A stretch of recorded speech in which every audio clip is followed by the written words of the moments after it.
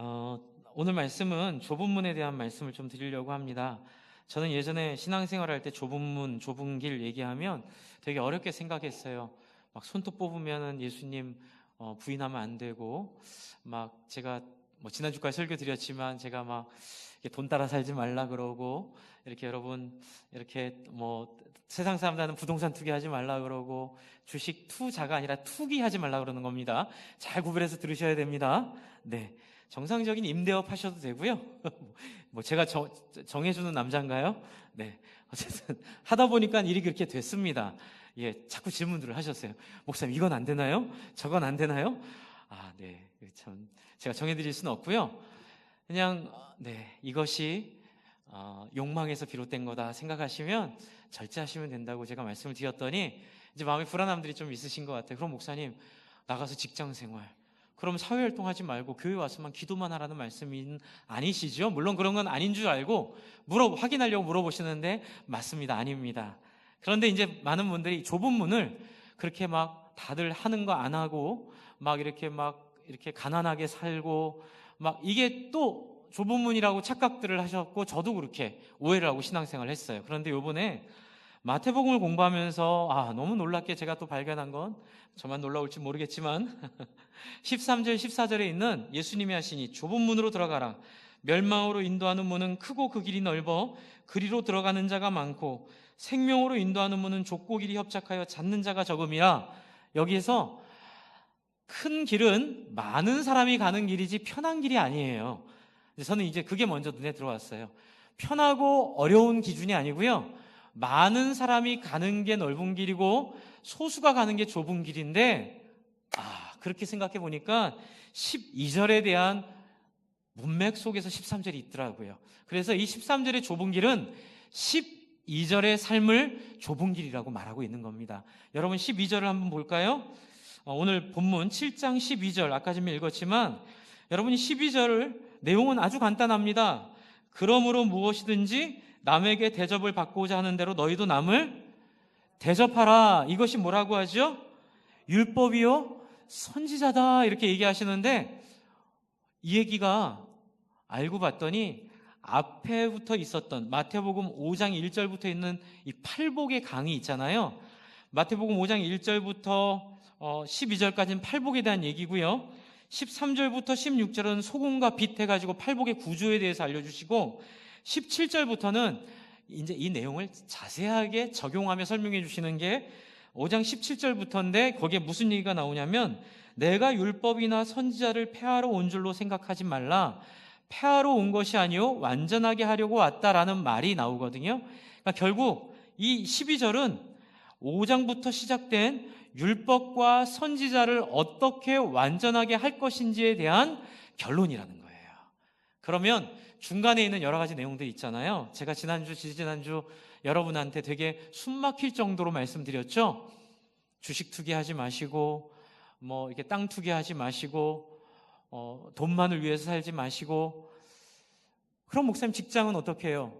우리의 삶은 어떻게 해요? 이제 거기에 오늘 답을 좀 드리고 싶어서 이 말씀을 드리는 겁니다. 여러분, 예수님이 한 얘기가 돈 벌지 말란 얘기가 아니에요. 직장 다니지 말란 얘기가 아니에요. 교회만 나와서 맨날 기도하라고 절대로 그렇게 얘기하신 거 아니에요. 예수님은 지금 우리에게 뭘 얘기하시는 거죠? 팔복의 인생이 얼마나 복된지를 우리에게 보여주시면서 두 가지 기능이라 그랬죠. 팔복이 안 되기 때문에 어떡하라고요? 하나님 앞에 나가서, 한번 따라해주세요. 울자. 네, 하나님 앞에 나가서 울자. 울면 심령이 가난하고 애통하는 자로 되는 거예요. 그럼 그 다음부터 여러분 안에 팔복이 펼쳐지는데, 그 팔복이 펼쳐지고 나면 앞에 이런 살인하지 말라, 미워하는 거 살인하는 거다, 오른뺨을 치면 왼뺨을 내놔라, 오리를 가자면 십리를 가라, 이렇게 이런 여러 가지 우리가 감당하기 힘든 얘기들 있잖아요. 이 얘기들이 그것 때문에 울었는데 나중엔 그것 때문에 웃게 될 줄을 믿으시기 바랍니다. 내 안에서 이루어지고 있는 거예요. 어느 순간부터 포기가 쉬워지고요, 좀 이렇게 삶 속에서 평안이 오는 거예요. 갈등이 없는 거예요. 누가 미워해도 미흡지가 않은 거예요. 여러분, 그게 얼마나 영광스러운 줄 아세요? 누가 날 미워해도 내가 미워지지가 않는 거예요. 마음에 평정심이 유지되는 거예요. 그게 뒤에 얘기하고 계시는 5장부터 6장 7장까지 얘기하고 있는 이 팔복의 삶의 이야기예요. 그래서 제가 말씀드렸죠. 3번이나 기도하고 기도하고 기도하라고. 우리는 팔복의 삶을 살 수 없으니 기도해야만 살 수 있다고요. 그리고 이 팔복의 삶의 원리, 핵심, 이렇게 얘기하시면 돼요. 예수님이 이 땅에 오신 목적, 여러분이 예수님 믿으면 여러분의 인생에 하나님이 이루시고 싶은 꿈, 그 꿈이 바로 12절에 있어요. 그 12절이 바로 아까 말씀드린 대로 내가 대접받고 싶은 대로 남을 대접하라는 거예요.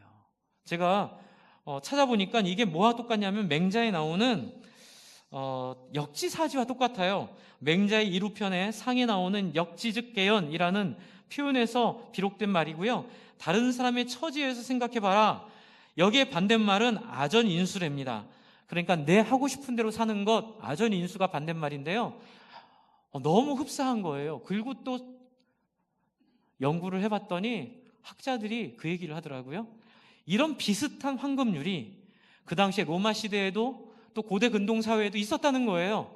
그랬더니 이제 못된 사람들은 요것 봐라 그러면서 야, 그럼 그렇지. 이건 성경이 아니라 하나님 예수님 하신 말씀이 아니라 그 당시에 돌아다니는 지혜록을 여기다 갖다 베꼈어요. 이렇게 못되게 생각을 하거든요. 왜 그렇게만 생각을 해요? 여러분, 저는 이렇게 생각합니다. 여러분, 이게 그 당시에 돌아다니고 동양에도 있고 서양에도 있고 고대에도 있었던 이유는 딱 하나예요. 무엇 때문일까요? 우리 안에 하나님의 형상이 있기 때문에 그래요. 그러니까 하나님을 모르는 사람들 속에도 로마서에 나오죠. 하나님을 알 수 있는 것들을 충분히 보여주셨어요. 그리고 실제로 살아보니까 인간의 삶이 언제 행복한지를 사람들이 경험하는 거예요. 뭐예요? 서로 위해줄 때 인간이 행복한 거예요. 인간은 사회적 동물이다. 어떤 철학자가 그런 얘기 하잖아요. 그것은 바로 창세기 1장 26절부터 나와 있는 우리가 우리의 형상을 따라 사람을 만들자 했을 때 여러분 여기서 내가라고 안 하고 우리라라고 한 게 중요하다고 말씀드렸죠. 하나님은 한 분이시지만 또 세 분이세요. 삼위일체인데 그 비밀은 모르겠어요. 하지만 제가 확신하고 제가 누리는 삼위일체 영광은 딱 하나예요. 뭐예요? 함께 더불어 사는 사회. 함께 더불어 살기 위해 우리는 창조되었고 우리는 함께 더불어 살 때에만 비로소 하나님이 우리에게 주신 본질적인 행복을 누릴 수 있도록 설계된 사람들임을 믿으시기 바랍니다. 아무리 우리가 그렇게 안 살려고 애를 써도 우리 태생이 그래요. 인간의 본질이 그래요. 인간의 삶이 그래요. 그래서 이거를 좀 생각하고 고민한 사람들은 금방 깨달아요. 인생의 행복은 주장하는 게 아니라 상대편의 처지를 이해했을 때 우리가 더 행복해지는구나. 이런 것들을 사람들은 경험했기 때문에 저는 이 구절이 하나님의 말씀이라고 믿습니다. 이것이 서양과 동양의 많은 하나님의 형상을 닮은 사람들이 나타난 증거로 저는 믿고요. 또 하나 증거는 다른 얘기도 많이 있는데 또 하나는 프리젠테이션 좀 보여주십시오. 프리젠테이션. 예수님의 마태복음 22장에 하신 말씀이 또 하나 있어요.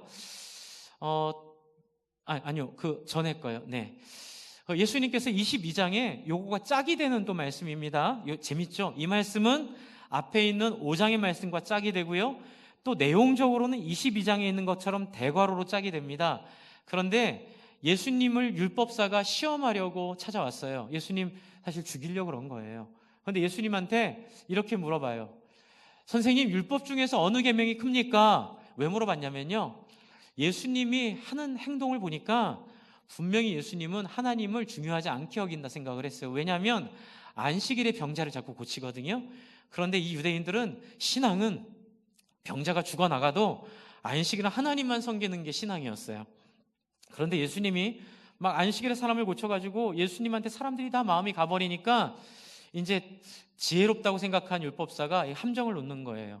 예수님 어느 계명이 큽니까? 첫 번째, 만약 예수님이 그 당시 상식처럼 하나님 사랑하라고 말씀을 하시면 얘기하면 되죠. 근데 당신은 일요일날 안식일날 토요일이죠. 거긴 안식일날 왜 사람을 고쳐요? 당신은 모순된 사람입니다. 한입 갖고 두 말하는 사람입니다. 예수님 함정에 빠져요. 만약에 예수님이 사람에게 가장 중요한 계명은 이웃을 사랑하라 이렇게 얘기하면 어떻게 잡으면 돼요? 신성 모독으로 잡아버리면 돼요.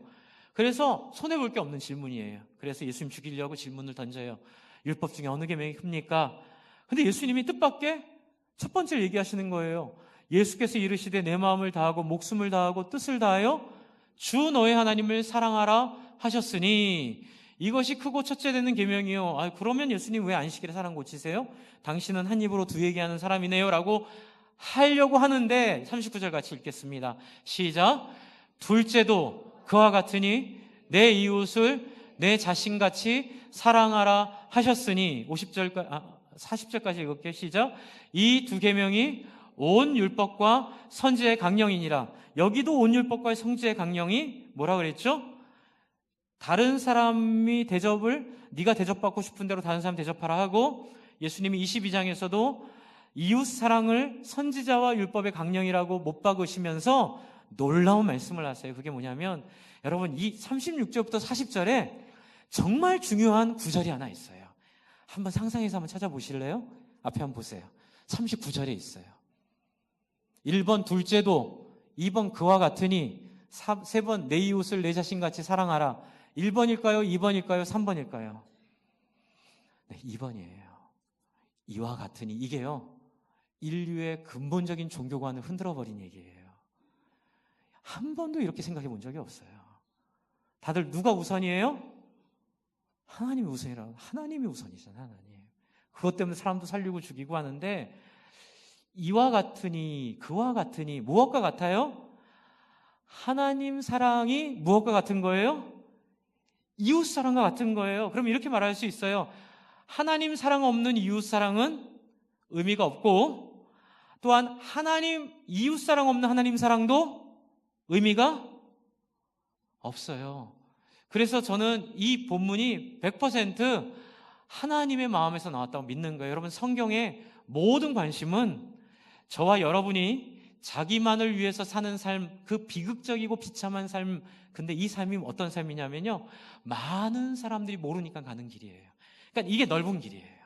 그러니까 나만을 위해서 즐겁고 행복한 길로 막 가는 게 넓은 길이고요, 좁은 길은 어떤 길이죠? 내가 대접받고 싶은 대로 남을 대접하는 거. 여러분, 그러면 넘 얘기 쉽게 할 수 있어요, 없어요? 없죠. 여러분, 그래서 제가 그렇게 말씀드리는 거예요. 입으로 지옥 가지 마세요. 정말. 네. 넘 얘기 쉽게 하시고, 다른 사람 가십 쉽게 얘기하면, 그런 얘기 돌아다니는 얘기 들으면 되게 가슴이 아프잖아요. 또 그런 얘기 잘하는 분들은요, 자기가 그런 얘기 들으면 또 참지를 못하세요. 예전에 어느 교회에서 목회하는데 정말 이게 발달하신 분이시거든요. 예, 저도 약간 그런 면이 있는데, 그분은 이렇게 그냥 뇌랑 입이랑 붙어 있어요. 네, 이게 이제 한번 심장을 통해서 왔다 가야 되는데, 이제 심장을 거치고 그냥 이렇게 뇌랑 입이랑 붙어 있어 그냥 생각나면 얘기하는. 막 이렇게 막 누구는 어떻고, 누구는 밥그릇은 어떻고, 그 밥그릇은 어디서 갖고 왔고, 막 들으면 되게 기분 나쁜데, 막 언젠가 막 우시면서 상담하시자는 거예요. 우리 교회 아니에요. 전에 있는 교회예요. 막 우시면서 상담하자는 거예요. 그래서 왜 때문에 목사님 이럴 수가 있습니까? 그 사람이 저를 뒤에서 이렇게 얘기했던데, 저는 딱 들으면서 놀랍지가 않은 거예요. 그분이 하신 거에 10분의 1밖에 안 되거든요. 강도도 약한데, 근데 막 부르르 막 교회를 떠나네 안 떠나네, 신앙을 버리네 안 버리네, 뭐 교회 사랑이 있네 없네. 너무 가슴이 아프더라고요. 근데 그 얘기는 참아 못했어요. 집사님은 더 하세요. 저는 그 얘기 정말 하고 싶었는데 못했어요. 위로해드렸어요. 안아드리고 위로해드리고, 아니에요 집사님, 그런 분 아니세요. 알잖아요. 그분 위해서 기도하지요. 그렇죠 목사님, 너무 나쁘죠. 네, 그분 계속 그렇게 사시면 지옥 가실 거니까 그분이 회개하고 정말 하나님 앞에 나아가도록 우리 함께 기도해요. 막 우스갯소리로 얘기했어요. 그 말이 더 무섭죠. 당신도 그럴 수 있다고 얘기하는 거죠. 근데 안 바뀌더라고요. 네, 끝까지 길을 안 바꾸더라고요. 근데 언젠간 바뀌겠죠. 죽기 전에. 주 안에 사랑하는 성도 여러분, 바로 그거예요. 여러분, 팔복도요, 예수님 십자가에 오심도요, 이스라엘 백성들이 저 광야에서 저 고생한 것도요, 하나님이 그 아픔과 눈물과 아픔과 갈등을 가지며 이스라엘을 대하신 것도 이스라엘을 영광스러운 나라 만들려고 하신 것, 그게 아니고 이스라엘을 하늘 위에 높이 올린 사람으로 만들려 그건 결과예요. 정말 하나님이 소원하는 건 딱 하나예요. 우리에게도 마찬가지예요. 한번 따라해 주실래요? 하나님 닮은 사람 되는 거. 그게 하나님의 모든 사역과 역사와 모든 하나님의 꿈이 이곳으로 모여 있어요. 그래서 예수님이 우리 위해 죽으시고 부활하시면서까지도 우리로 하나님과의 길을 여셔서 어떻게 해요? 임시 통행로를 여신 거예요. 죄는 있지만 의롭다 칭하셔서, 그게 이뻐서 의롭다 칭하신 것이 아니라 미워도 일단은 의롭다 칭해야만 이뻐질 수 있기 때문에, 사람의 힘으로는 도무지 그 구원을 누릴 수 없기 때문에 먼저는 칭해 주시고 그 다음에 중요한 게 뭔지 아세요? 의롭다함 받았다고 가만히 있으면 그건 진짜 배신자가 되는 거예요. 하나님 정말 가슴 아프게 하는 거예요. 하나님이 문을 열어주신 건 뭐예요? 우리 집에 오라는 거예요. 예수로 십자가에 죽고 부활하게 하신 그 목적은 나 너 만나고 싶다는 거예요. 나 네 이야기 듣고 네 내 음성 듣기를 원한다는 거예요. 여러분, 사람이 만나서 같이 오랫동안 교제하면 어떻게 돼요? 부부는 닮는다. 그렇죠? 에이, 다 닮으셨어요. 아니에요. 여러분, 부부는 닮아요. 네, 닮게 돼 있어요. 나쁘게 닮을지 좋게 닮을지는 그건 이제 모르는 얘기지만 닮게 돼 있어요. 여러분, 하나님은 십자가의 꿈은 하나님 우리와 교제하고 싶으신 거예요. 여러분, 그게 좁은 길이에요. 손톱 뽑고 막 그냥 가난하게 살고 이게 아니고요. 좁은 길은 딱 하나예요. 세상 사람들이 불편해서 만나기 싫어하는 하나님을 우리는 예수님의 십자가 보혈로 통곡하고 애통해하며 자기의 자존심을 내려놓고 엎드려 하나님을 만날 때에 하나님이 우리를 만나주시는 그 길은 우리를 어떻게 만들죠? 우리를 이웃을 배려하고 이웃과 함께 더불어 살 수 있는 사람으로 만들어 줍니다. 여러분, 저는 신앙이 독해력이라고 믿는 목사예요. 저는 신앙은 독해력이라고 믿어요. 그래서 저는 예전부터 교회를 꿈꿀 때 신앙의 언어만 난무하는 교회는 별로 꿈꾸지 않았어요. 할렐루야, 아멘, 목사님, 집사님, 장로님, 이게 중요한 게 아니고요. 저는 교회에 뭐가 살아있어야 되냐면 상대편을 향한 상상력이 살아있어야 되는 교회. 그렇죠?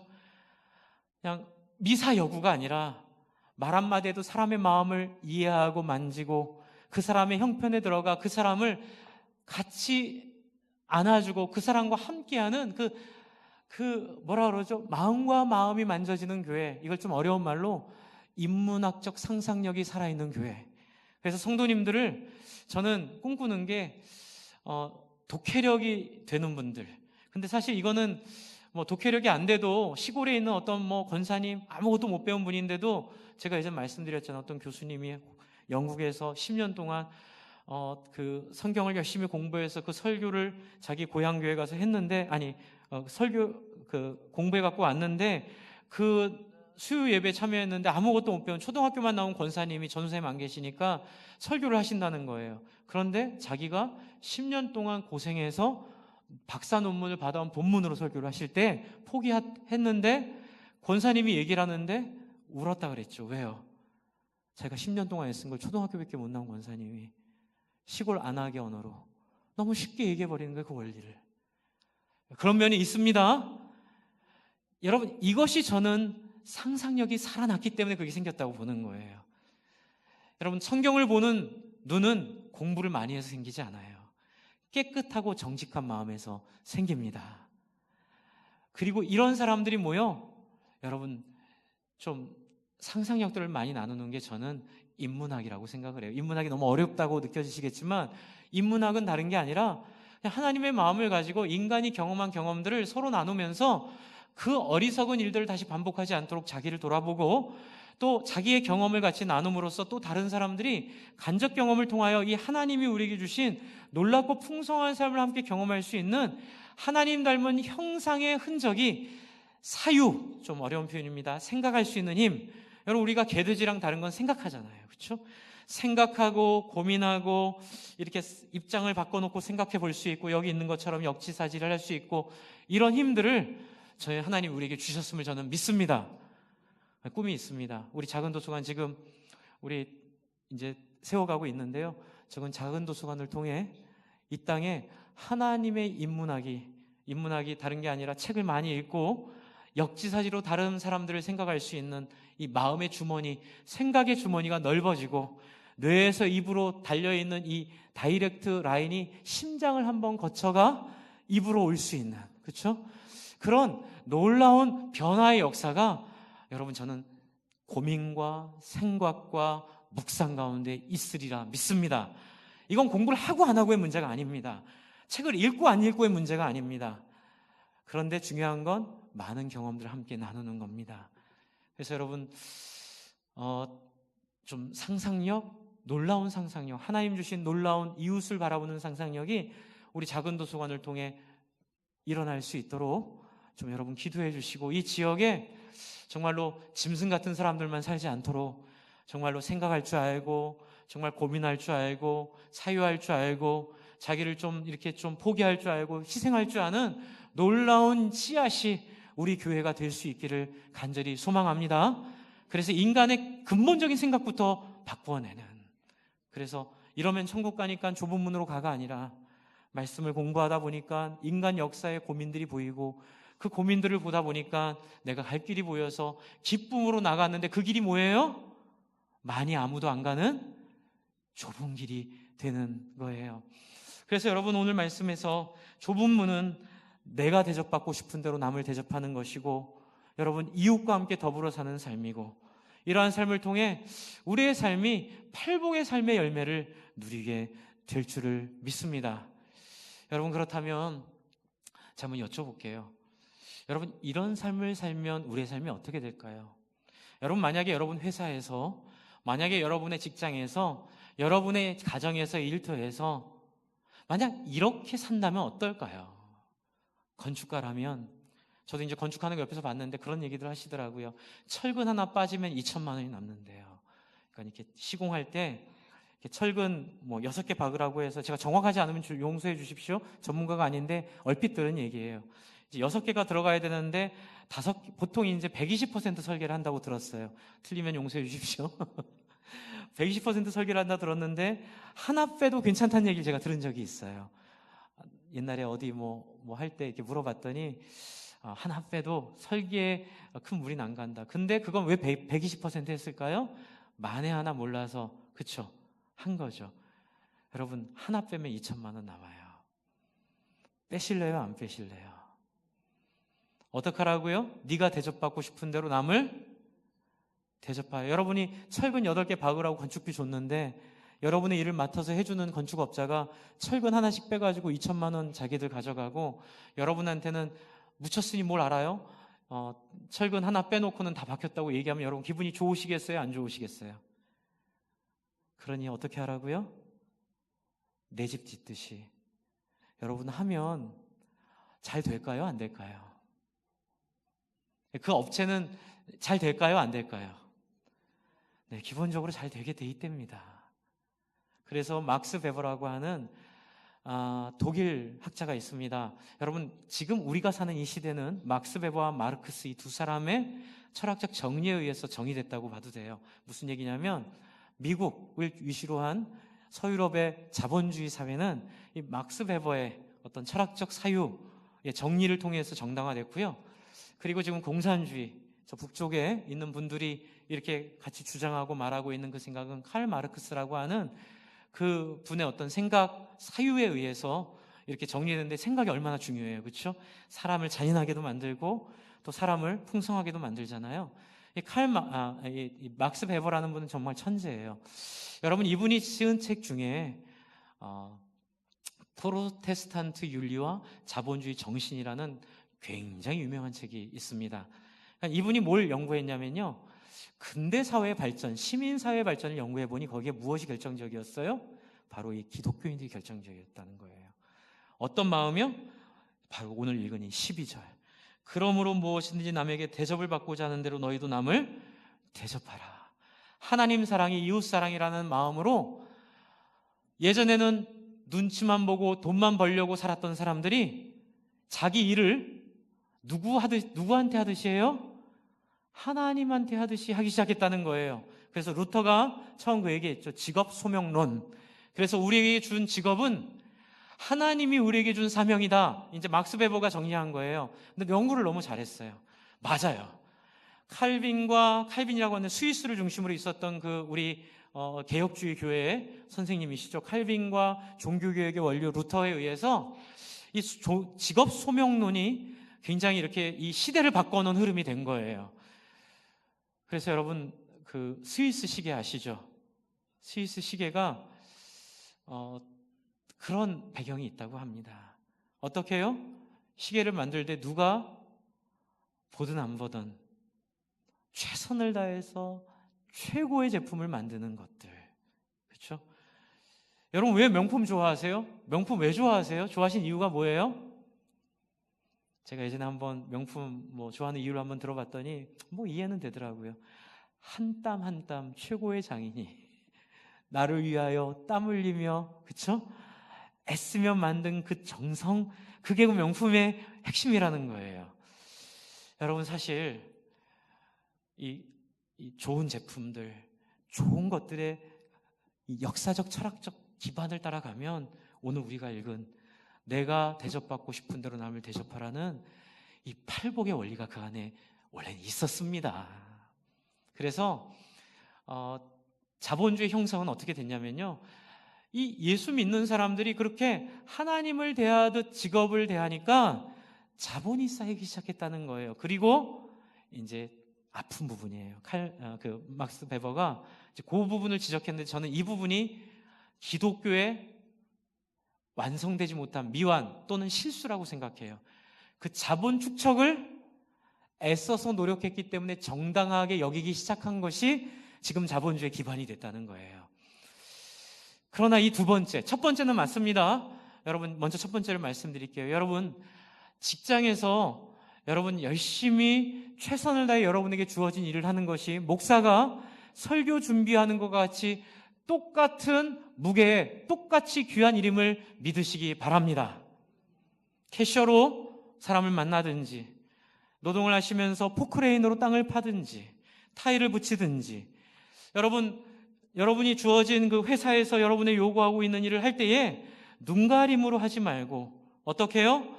나를 대하듯 기쁨으로 최선을 다하여 그 일에 임하기를 부탁을 드립니다. 여러분 이것이 팔복의 삶입니다. 그래서 지난주에 어떤 분이 주셨던 질문, 직장은 어떡하라고요? 라는 말에 답이 될 줄 믿습니다. 여러분 저는 단지 제 소명을 말씀을 연구하고 교회를 지도하는 지도자로 부름받았을 뿐이지 모든 분이 다 저처럼 이렇게 부름받지 않았습니다. 그렇죠? 여러분이 부름받은 그 자리에서 제가 최선을 다하듯이, 아니 저보다 더 많은 최선으로 진심으로 여러분이 만나는 사람을 섬겨주시고, 여러분이 만나는 사람을 격려해 주시고, 돈을 위해서 일하지 마시고 이웃을 섬기기 위해 일해 주시기 바랍니다. 그래서 마틴 루터가 그 얘기를 했답니다. 직업은, 한번 따라해 주세요. 직업은 이웃을 섬기기 위한 하나님의 부름이다. 네. 여러분의 직장은, 여러분의 그 자리는 하나님의 부름입니다. 그래서 여러분, 저는 여러분이 매일 교회 나와 있는 거 원하지 않습니다. 저는 교회의 행사를 효율적이고 굉장히 임팩트 있게, 그렇죠? 하고, 여러분이 주부로서, 여러분이 각 직장인으로서 정말 여러분이 맡은 바 일들을 그리스도인으로 최선을 다하는 것도 교회에 봉사하는 것과 똑같다고 믿습니다. 그러므로 주 안에 사랑하는 성도 여러분, 여러분이 있는 그 자리에 여러분의 부름에 충실하게 응답해 주십시오. 돈이 아닙니다. 받은 대로 일하면 하나님의 백성이 아닙니다. 준 대로만 일하면 하나님의 백성이 아닙니다. 그 일에 최선을 다하여, 하지 않아도 되지만, 굳이 그렇게 하지 않아도 되지만 최선을 다하여 할 수 있는 이미 그 마음을 하나님이 여러분에게 주셨습니다. 여러분 이런 사람들은 먼저 그 나라 의를 구하는 사람들일 줄을 믿습니다. 그럼 어떻게 될까요? 시대에 따라 핍박도 받겠지만, 억울함도 있겠지만 기본적으로는 잘 되게 되어 있습니다. 근데 죽어도 천국 가니까 괜찮잖아요. 그렇죠? 그래서 저는 이 땅에서 천국을 누리는 방법을 알려드리는 겁니다. 그래서 여러분 오늘 읽은 요한 3서를 보시면요, 요한 3서 아까 전에 제가 읽어드린 말씀을 보시면 이런 표현이 있죠. 사랑하는 자여, 이게 이제 예전에 우리 조윤기 목사님이 맨날 좋아해서 저희 어머님도 맨날 이거 외우셨던 말씀인데 저는 이 말씀이 되게 좋아요. 사랑하는 자여, 내 영혼이 잘된 같이 내가 범사에 잘되고 강건하기를 내가 간구하노라. 근데 이제 제 어머님이 다니셨던 그 순복음교회에서 잊어버린 부분은 이제 그 실수가 있을 수 있잖아요. 이제 성경을 통해서 보면 이 부분을 잊어버렸어요. 사랑하는 자, 내 영혼이 잘된 같이 해서 내 영혼이 잘됐다는 기준이 뭐냐는 거예요. 여러분, 내 영혼이 잘됐다는 게 뭐죠? 밑에 있어요. 5절에 있습니다. 3절, 4절은 진리를 행한다 말하고 있는데 그 진리를 행하는 게 뭔지가 5절에 있어요. 요한 3서 5절을 같이 한번 읽겠습니다. 시작. 사랑하는 자여, 내가 무엇이든지 형제 곧 낭의되는 자들에게 행하는 것은 신실한 일이니 뭘 했겠어요. 그러니까는 네 영혼이 잘됐다는 얘기는요, 진리를 행했다는 얘기고요. 요는 예수 믿었다고 다 되는 게 아니라 예수 믿은 열매와 예수 믿은 흔적이 분명히 나타날 때, 언제? 여러분의 인생을 이웃과 함께 나누고 사람들에게 섬김으로 나누어 드릴 때 여러분의 영혼이 잘 됐음을 믿습니다. 그러면 그 뒤에 보세요. 한번 같이 읽어볼까요? 내 영혼이 2절입니다. 내 영혼이 잘된 같이 우리 서로한테 하죠. 사랑하는 자여, 서로한테 내 영혼이 잘된 같이 내가 범사에 잘되고 강건하기를 기도합니다. 여러분, 이 복을 다 누리시기를 바랍니다. 이게 이제 막스 베버가 얘기했던 자본의 축적이 생긴 거예요. 그런데 막스 베버가 얘기했지만 이제 강조 못한 부분이 뒤에 나온 아까 그 말씀이에요. 그렇게 축적이 끝이 아니라는 거예요. 이 자본주의 사회의 이 절망과 아픔과 어려움은 반만해서 생긴 문제예요. 그 다음이 중요하죠. 형제를 섬기지 못한 거예요. 그러니까 형제를 섬기려면 자본이 축적되지 않아요. 그래서 여러분, 우리의 개혁주의는 한 걸음 더 나가야 합니다. 하나님 나라 위해 열심히 일하십시오. 자본을 쌓으십시오. 하지만 그 자본을 나누셔야 합니다. 자본을 쌓으면 여러분이 욕하는 교회들의 부정적인 모습이 우리의 모습이 되고 맙니다. 막 세습하고 막 교회에서 돈 가지고 싸우고 그런 모습은 필연적으로 가는 거예요. 그러므로 뒤에 있는 말씀처럼 이 쌓은 자본을 나누어주고 흘려보내서 결국 하나님 앞에 쌓은 것 없이 돌아가는 저와 여러분이 됐으면 너무 좋겠습니다. 그러나 하나님이 우리의 먹고 살 문제는 책임져 주시죠. 여러분, 청와대에서 일하는 사람 밥 굶는 거 봤습니까? 여러분, 국방부에서 일하는 원스타, 투스타들이 여러분 점심값 없어서 밥 못 먹는 거 봤습니까? 여러분, 삼성, 현대 큰 기업들 많이 다니시면 참 좋은 게 아이들 학비까지 책임져 준다 하더라고요. 여러분, 그게 뭘 의미하는 걸까요? 여러분, 우리가 이렇게 하나님의 소원을 따라 최선을 다해 진심을 다해 벌고 나누면 하나님이 여러분의 모든 것들을 책임지실 줄을 믿으시기 바랍니다. 제가 지난주에 전주를 갔다 왔습니다. 잠깐 그 얘기만 드릴게요. 사진 한번 보여주세요. 전주, 그 다음 사진입니다. 전주를 가서 이진호 목사님이라는 분을 만나려고 갔는데, 저는 별 기대 안 하고 그냥 밥 먹고 교제하고 오려고 했는데, 제가 뜻하지 않게 채플이 있는 날 간 거예요. 근데 이 채플이 뭐냐면, 전주대학교에 2,500명의 신입생이 있습니다. 학생들이 10,000명 정도 되고요. 대학원생까지 하면 더 되겠죠. 이 2,500명 전원이 채플을 듣지 않으면 졸업이 안 되도록 학사 행정을 만들어 놨어요. 근데 여러분 아시겠지만 기독교 학교에서 채플 하자 그러면 난리가 납니다. 그래서 어떤 학교들은 그 시간에 신앙 강좌, 때로는 연애 강좌, 그래서 신앙과 상관없는 이 교양 강좌를 통해서 그 시간을 때우고, 또 학생들은 불만을 잠재우는 용도로 쓰는데요. 이 이진호 목사님 그 틀을 바꿔버리신 거예요. 이분이 하는 채플을 너무 좋아하게 됐어요, 애들이.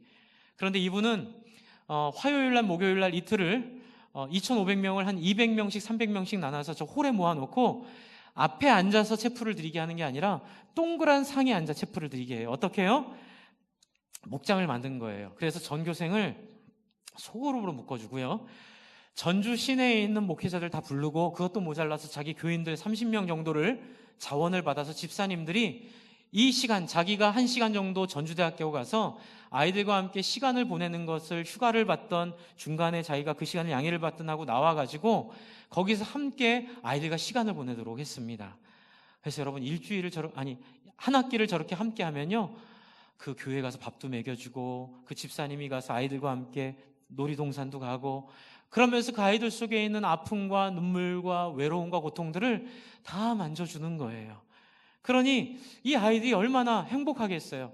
그러니까는 지금은 아이들이 거부하지 않고 이렇게 저렇게, 그날은 신입생 와서 두 번째인가 첫 번째 날인데 제가 뒤에 앉아 있는데 막 이렇게 입으로 막 이렇게 남자들끼리 뭐라 하면서 막 욕하면서 가더라고요.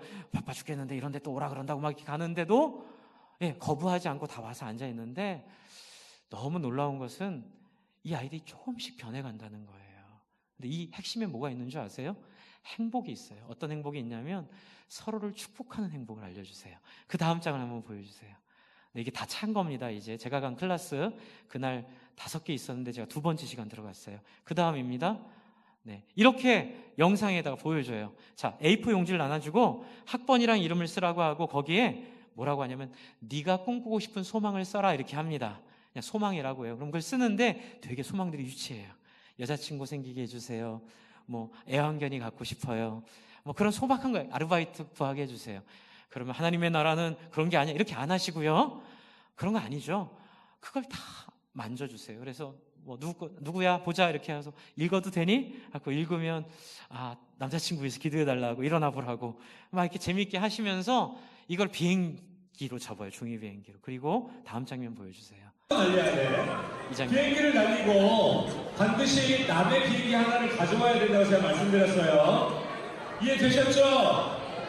좋습니다. 아니, 쏘면 안 돼. 제가 준비하시고 쏘세요 하면 쏘야 돼요. 자, 잠깐만 제가 찍도록 하겠습니다. 자, 이거 되게 멋있어요. 자, 준비하시고 쏘세요.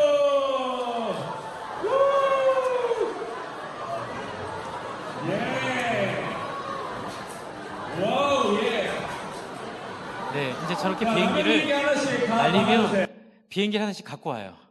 그리고 비행기를 열고 이렇게 기도하자고 하기 전에 옆에 사람에게 아무개야 네 소망이 이루어지기를 바래. 시키는데요, 놀라운 일이 벌어진대요. 막 입으로 욕하고 들어왔던 애들도 욕하던 입으로 아무개야 네 소망이 이루어지기를 바래 하면서 흠칫 놀라는 거예요. 왜 기분이 좋지? 아무개야 네 꿈이 이루어지기를 원해. 난 널 지지해. 하이파이브 하고 아이들이 여기서부터 바뀌는 거예요.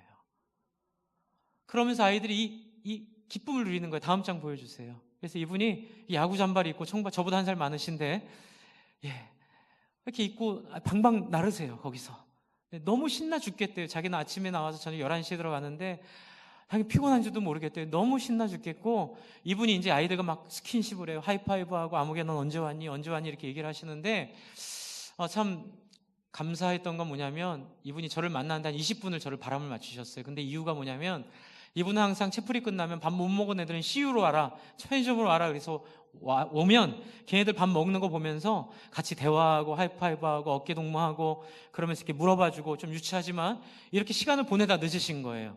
그래서 제가 이제 그렇구나. 근데 이분이 이러시더라고요. 목사님, 밥 먹는 게 얼마나 중요한 줄 압니까? 아이들 같이 밥 먹고 스킨십하면 아이들 마음이 열려요. 그리고 나중에 한 학기 정도 지나면 길거리 가면 목사님 하고 먼저 달려와서 하이파이브 한다는 거예요. 그러면 자기 얘기한다는 거예요. 목사님, 여기 황금어장입니다.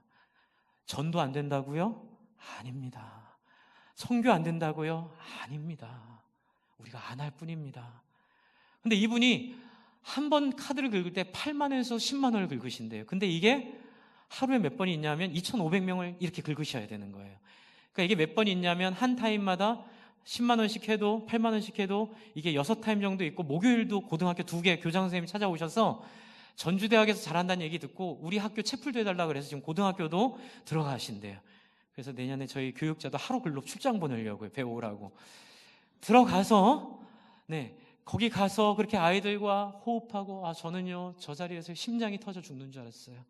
심장이 막 이렇게 터지려고 그러다가 너무 벅차고 행복하고 감사해서요. 이 아이들이 거기서 화해하고 하나 되고 같이 어울리고 상담하는 거 보면서, 그런데 중요한 문제 이제 이거 말씀드리려고 그러는 거예요. 얼마예요? 빨리 계산해 보세요. 10만 원씩만 계산할게요. 하루에 10만 원을 이틀을 얼마씩 긁어요? 60에서 80만 원을 긁어야 돼요. 그러면 8, 26, 160만 원에 한 주에 나가요. 그럼 한 달이면 얼마예요? 목사님 부자세요? 제가 물어봤어요. 아니요. 그런데 저는 나머지 날을 이 일을 위해서 합니다. 그게 무슨 얘기세요? 성도들이 열심히 성경 밝힌다는 거예요. 내용이 뭐예요? 오늘 제가 말씀드린 내용이에요. 삶의 현장에서 최선을 다해 일하십시오. 이웃을 그냥 섬기지 말고 하나님 섬기듯이 하십시오. 그러다 보면 하나님 주시는 복들을 갖고 온대요. 막 목사님 사업이 2배가 확장됐어요. 목사님 요번에 공장 하나 더 줬어요. 목사님 요번에 병원 확장해요. 요번에 근데 또 공무원이나 이렇게 선생님들은 학교에서 제일 사람들이 서로 가져가고 싶은 사람이 되는 거예요. 마음이 너무 벅찬 거예요. 그때 딱 한마디 하신대요. 집사님, 화요일날 2번째 시간 밥값 내십시오. 네. 성도들이 다 채운답니다. 네.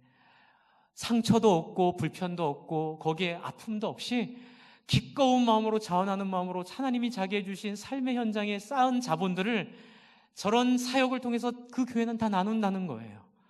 목사님, 이게 얼마나 영광스러운 줄 아십니까? 막스 베버가 우리에게 알려주었던 자본주의 정신의 자본의 축척은 틀렸습니다. 그건 기독교 정신이 아닙니다. 자본주의 폐해는 기독교를 잘못 오해해서 온 데 있습니다. 여러분, 저와 여러분의 인생에 복이 넘치기를 바랍니다. 그 복의 비결은 나누는 데 있습니다. 여러분, 저희 교육자들 주일학교로 중고등부로 지금 얼마나 감사한지 몰라요. 우리 중고등부 학교마다 가면 막 15명씩 나온대요. 아이들이요. 이젠 소문이 나서. 그럼 작은 거 아니에요. 노브랜드에서 감자칩 한 통씩 주는데 그거 받고 그렇게 좋아하고 막 우리 교회 아이를 행가래 쳐주고 네 덕분에 감자칩 먹었다고. 너무너무 제 가슴이 벅찬 거예요. 그래서 지금 기도해 주세요. 여러분, 돈 있는 분들은 돈으로 후원해 주시고요. 지금 저희 경희대 위에서 기도하고 있어요. 제가 우리 전사님한테 이러자 그랬어요. 방법이 없으면 한 명씩 데리고 가서 밥 먹고 울고 와라. 가서 그 캠퍼스 운동장에서 울고 와라. 하나님, 여기에 잃어버린 영혼들, 하나님 나라 백성들 우리 섬기고 싶어요. 그 사람들 만날 수 있는 접점 주세요. 여러분 부탁드립니다. 혹시 여러분 경희대학교에, 경기대학교에, 성균관대학교에, 또 이 주변에 있는 고등학교에 혹시 여러분에게 하나님 주신 자리와 여러분에게 하나님 주신 합법적인 기회가 있다면 여러분 들어가서 예배 드릴 수 있도록 여러분 힘써 주시기 바랍니다. 들어가서 아이들 예배 드린다고 이런 예배 드릴 거 아니에요. 이렇게 놀아주려고요. 놀아주는데 필요한 돈들 좀 내시기를 바랍니다. 여러분의 시간과 삶이 그렇게 나누어질 때에 사랑하는 자 내 영혼이 잘된 같이 내가 범사에 잘되고 강건해질 줄을 믿습니다. 여러분, 교인들끼리 모였을 때 식초를 마셔, 아니 강황을 먹어, 이런 얘기하는 것보다 더 큰 건강의 비결이 있습니다. 이번에 우리 사무엘 전도사님 학교 가는데 너무 많아져서 신방비로 감당이 안 된다더라. 우리 박형민 전도사 이번에 경희대학교 들어가고 싶어 하는데 우리 같이 기도해 주자. 돈 좀 내자. 여러분, 이게 여러분한테 강황을 먹는 것보다, 식초를 먹는 것보다, 운동을 몇 시간 어떻게 하는 것보다 더 놀라운 건강의 비결이 될 줄을 믿습니다. 그렇게 우리 삽시다. 좁지만 행복한 길입니다. 제가 전주 갔다 오면서 너무너무 가슴이 뜨거워져서 왔어요. 그렇게 할 수는 없겠죠. 제가 그분을 어떻게 닮겠습니까? 하지만 흉내라도 하면 되겠습니다. 안 되면 저 경희대 가서 울고 오겠습니다. 안 되면 요 대선초등학교 가서 울고 오겠습니다. 안 되면 요 사거리에서 울고 기도하고 오겠습니다. 하나님, 우리의 재능과 우리의 삶과 우리의 자리를 이용해 영혼 권하여 제사 삼는 일들, 욕을 입에 달고 사는 아이들 입에서 축복하는 이야기를 한번 해서 그들의 인생에 영광의 문을 열어주는 놀라운 사역 우리를 하게 해달라고 여러분 이렇게 한번 애써서 여러분의 삶을 드리지 않으시겠습니까? 그것이 좁은 길이고 그 안에서 누리는 행복을 제가 보장합니다. 여러분, 그 행복 가운데 기쁨에 겨워 어쩔 줄을 몰라 하는 사람으로 살다 죽는 저와 여러분 되도록 여러분 지금 하나님 앞에 하나님 나에게 주신 가정, 나에게 주신 일이 아니라도 좋아요. 제가 늘 말씀드린 장애우를 가진 엄마는 그 장애인 아이를 섬기는 게 그게 하나님 앞에서 받은 소명이에요.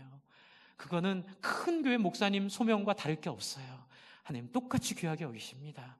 여러분, 우리가 가진 삶의 자리에서 최선을 다하여 하나님의 팔복의 삶으로 살아가도록 도와달라고 여기 함께 기도하겠습니다. 같이 기도할까요? 네. 하나님 아버지, 하나님.